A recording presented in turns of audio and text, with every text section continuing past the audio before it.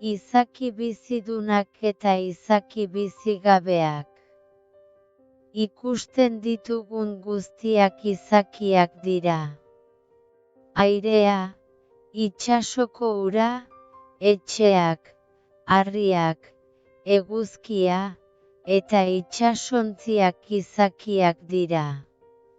Arrainak, txakurrak, txoriak, loreak, baleak eta zuhaitzak izakiak dira. Arrainak, txakurrak, txoriak eta baleak jan, edan eta arnastu egiten dute. Izaki bizidunak dira.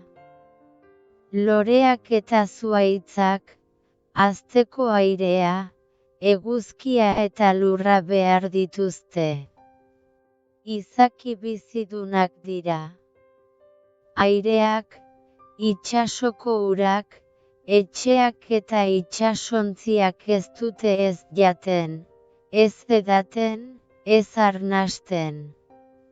Eguzkiak, autoak eta harriak ez dute ez jaten, ez edaten, ez arnasten. Airea, itsasoko ura, etxea, eguzkia, autoa, harria eta itsasontzia izaki bizigabeak dira. Izaki bizidunak jaio, hazi, ugaldu, eta hil egiten dira.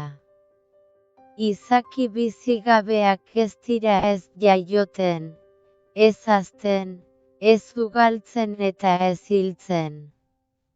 Amaiera.